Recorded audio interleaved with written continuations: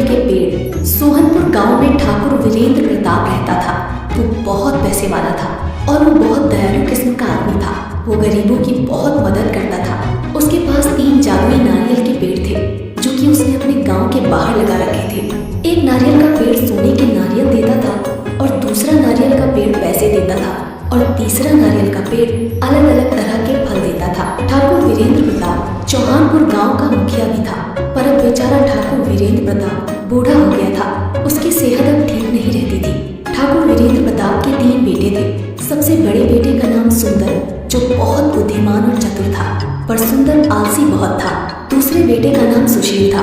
वो भी सुंदर से कम नहीं था। उसकी चतुराई से भी हर कोई वाकिफ था। और सबसे छोटे बेटे का नाम सुलभ। सुलभ बहुत मासूम था और बुद्धिमान भी इतना नहीं था, पर सुलभ आलसी नहीं था। वो वीरेंद्र प्रताप की किसी भी बात को नहीं टालता था। ठाकुर वीरेंद्र प्रताप इसी चिंता में था कि आखिर वो उसका वारिस किसको बनाकर जाए। वो चाहता था कि वारिस वही बने जो इसके लायक हो, उसकी धन संपत्ति और 3 जादुई नारियल पेड़ों का सदुपयोग करे।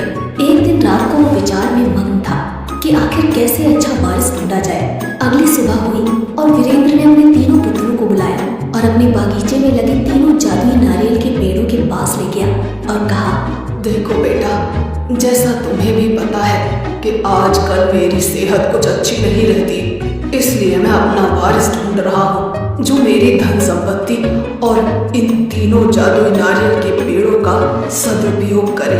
तुम तीनों मेरे लिए समान हो, इसलिए मैं आज से तुम्हारी एक परीक्षा लूंगा। जो उस परीक्षा में सफल हो जाएगा वही मेरा वारिस बनेगा। वीरेंद्र प्रताप कहता है, मैं तुम तीनों को एक एक पेड़ दे रहा हूँ और एक एक इलाका दे रहा हूँ। तुम तीनों के पास 1 महीना है। तुम तीनों को 1 महीने तक इन पेड़ों का सदुपयोग करके इनसे जनता की भलाई करनी है। और जब तुम इन पेड़ों के पास जाकर कहोगे, सुन पेड़ भाई, कर लोगों की भलाई, तो ये अपने आप फल देने लगेगा। और इन पेड़ों का अगर दुरुपयोग हुआ तो ये पेड़ अपना अपना फल देना बंद कर देंगे। अब मैं 1 महीने के लिए गांव से बाहर जा रहा हूँ और ये गांव वाले तुम्हें सौंप रहा हूँ और ठीक 1 महीने बाद आऊँगा और देखूंगा कि तुम में से किसने लोगों की भलाई सबसे अच्छी करी है। मैं नहीं जानता तुम ये सब कैसे करोगे, ये सब तुम्हें अपनी बुद्धिमानी के प्रयोग से करना है। क्या तुम तीनों इस परीक्षा के लिए तैयार हो? तीनों बेटे एक स्वर में कहते हैं, जी पिताजी, आप फिक्र मत कीजिए, हम आपकी परीक्षा में सफल होकर ही आएंगे। सबसे बड़ा बेटा सुंदर मन ही मन सोचता है, ये परीक्षा तो मैं ही पास करके आऊंगा और गांव का मुखिया बनूंगा। आखिर मेरे में कमी क्या है? ये दोनों तो मूर्ख ठहरे। दूसरा बेटा सुशील मन ही मन सोचता है, आखिर वो तो पिताजी को पता है कि मुखिया कौन बनेगा। मुखिया बनने के लिए योग्य सिर्फ मैं ही हूँ। मैं सुंदर भैया से किसी काम में कम नहीं हूँ और सुलभ तो इस परीक्षा में कहीं है ही नहीं। सुलभ मन ही मन सोचता है, पिताजी ने यह परीक्षा रखवा कर अच्छा किया। चल, हमें भी अब थोड़ा मदद करने का पुण्य मिलेगा। वीरेंद्र सिंह बड़े बेटे सुंदर को सोने के नारियल वाला पेड़ दे देता है। फिर दूसरे बेटे सुशील को नारियल के पैसे वाला पेड़ दे देता है और सबसे छोटे बेटे सुलभ को तरह तरह के फल देने वाले नारियल का पेड़ दे देता है और कहता है, ठीक है बच्चों, अब मैं चलता हूँ। मेरा आशीर्वाद तुम तीनों के साथ है। ऐसा कहकर वीरेंद्र प्रताप गांव से निकल जाता है। अगली सुबह होती है। तीनों बेटे अपने अपने पेड़ के पास चले जाते हैं। सुंदर सोने के नारियल वाले पेड़ के पास जाता है और सोचने लगता है कि अब लोगों की भलाई मैं इससे कैसे करूं। वो पेड़ के पास जाता है और कहता है, सुन पेड़ भाई, कर लोगों की भलाई। इतने में ही पेड़ से सोने के नारियल निकलने लगते हैं। सुंदर उन नारियल को सुबह सोने की दुकानों पर बेच देता है, पर जैसे ही पैसे आते हैं वो सोचता है, मैं लोगों की भलाई तो बाद में ही कर सकता हूँ, अभी क्यों ना ये पैसे मैं खुद पर खर्च कर दूं। ऐसा सोचकर वो उन पैसों से खुद के लिए शराब खरीद लेता है। वहीं दूसरा बेटा सुशील पैसे देने वाले नारियल के पेड़ के पास जाता है और कहता है, सुन पेड़ भाई, कर लोगों की भलाई। उसके पास भी बहुत सारे पैसे आ जाते हैं। सुशील उन पैसों को बांटने के बजाय उन पैसों को लोगों को उधार देने लग जाता है। वो मन ही मन सोचता है, आखिर मैं मदद कर ही तो रहा हूँ, यही तो लोगों की भलाई है। अब मैं पिताजी की तरह मूर्ख नहीं जो इन पैसों को ऐसे ही लुटा दूं।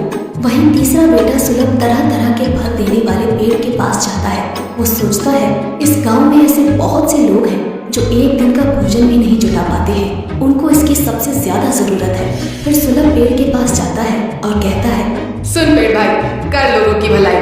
इतना कहते ही पेड़ से तरह तरह के फल निकलने लगते हैं। सुलभ उन फलों को गरीबों में बांट देता है। सुलभ अब रोज ऐसा ही करने लगा। वो पेड़ के पास जाता, मंत्र पढ़ता और उसमें से जो फल निकलते वो उन फलों को गरीबों में बांट देता। उसे लोग बहुत दुआ देकर जाते। वहीं सुंदर तो बहुत शराबी हो गया और उस पेड़ से जो भी सोने के नारियल निकलते उनको बेचकर शराब पी लेता था। उसकी सेहत भी अब बहुत खराब हो गई थी। दूसरा बेटा सुशील, वो तो मानो गरीबों की मदद करने के बजाय उन पर जुल्म ढाने लगा था। सुशील पैसे तो दे देता, पर अगर किसी ने उसके पैसे वापस देने में देरी कर दी तो उनको मारता पीटता, उन पर जुल्म करता था। ऐसे ही धीरे धीरे 1 महीना बीत गया। ठीक 1 महीने बाद ठाकुर वीरेंद्र प्रताप गांव लौटता है। वो बहुत उत्सुक रहता है क्योंकि उसे आज पता चलने वाला था कि उसका वारिस कौन है। वो सोच रहा होता है कि मेरे तीनों बेटे ने कमाल कर दिया होगा, गांव में तो रंगत होगी। वीरेंद्र सबसे पहले सुंदर के इलाके में जाता है। वो वहाँ बाहर लोगों से पता करता है तो उसे मालूम पड़ता है कि सुंदर कभी इस इलाके में आया ही नहीं। वो तो सिर्फ शराब पीकर एक जगह पड़ा रहता है। अपने बड़े बेटे के बारे में ऐसी बातें सुनकर वीरेंद्र को बहुत धक्का लगता है। उसने कभी सोचा भी नहीं था कि उसका सबसे बड़ा बेटा सुंदर इतना बुरा नाम कमाएगा। खैर, फिर वो अपने दूसरे बेटे सुशील के इलाके में जाता है। वहाँ जाकर तो वो चौंक जाता है। सुशील इलाके में तो आता था, पर वो सिर्फ वसूली करने के लिए। सुशील के नाम से गांव वाले लोग बहुत डरते थे। उसका नाम सुनकर ही कांपने लग जाते थे। अपने बेटे के बारे में ऐसी बातें सुनकर वीरेंद्र को बहुत दुख होता है। वीरेंद्र वहाँ से आगे बढ़ता है और सुलभ के इलाके में जाता है और वो वहाँ देखता है कि सुलभ के इलाके में खुशहाली है। लोग मस्ती से अपना काम कर रहे हैं और सुलभ को दुआएं दे रहे हैं। सुलभ की तारीफ सुनकर वीरेंद्र का मन बहुत खुश होता है। वीरेंद्र फिर सीधा अपने घर जाता है और अपने तीनों बेटों को अपने कक्ष में बुलाता है। तीनों बेटे वीरेंद्र के पास जाते हैं। सुंदर और सुशील वीरेंद्र को देखकर उनके चरणों पर गिर जाते हैं और कहने लगते हैं, पिताजी, हमें माफ कर दीजिए पिताजी, हम लोगों की भलाई नहीं कर सके। आपने जो हमारी परीक्षा ली, हम उस पर भी खरे नहीं उतरे। हमारे दुरुपयोग करने से वो पेड़ भी गायब हो गया। सुंदर और सुशील, तुम दोनों को अपने छोटे भाई सुलभ से कुछ सीखना चाहिए। उसने कितने अच्छे से अपने इलाके को संभाला और गांव वालों की भलाई करी। इतना कहकर वीरेंद्र सुलभ को अपने पास बुलाता है। सुलभ, इधर आओ बेटा। जी पिताजी। सुलभ, मुझे बिल्कुल भी उम्मीद नहीं थी कि तुम इस परीक्षा में पास हो जाओगे, पर तुमने साबित कर दिया कि तुम ही मेरे असली वारिस हो। शाबाश बेटा, शाबाश। नहीं पिताजी, मैंने ये सब वारिस बनने के लिए नहीं किया। मैंने ये सिर्फ लोगों की भलाई के लिए किया।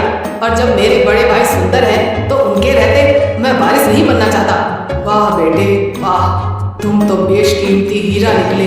तुम्हारी सोच को तो तुम्हारे पिता नमन करते हैं। तुम इस परीक्षा में पास हुए हो, इसलिए असली वारिस तुम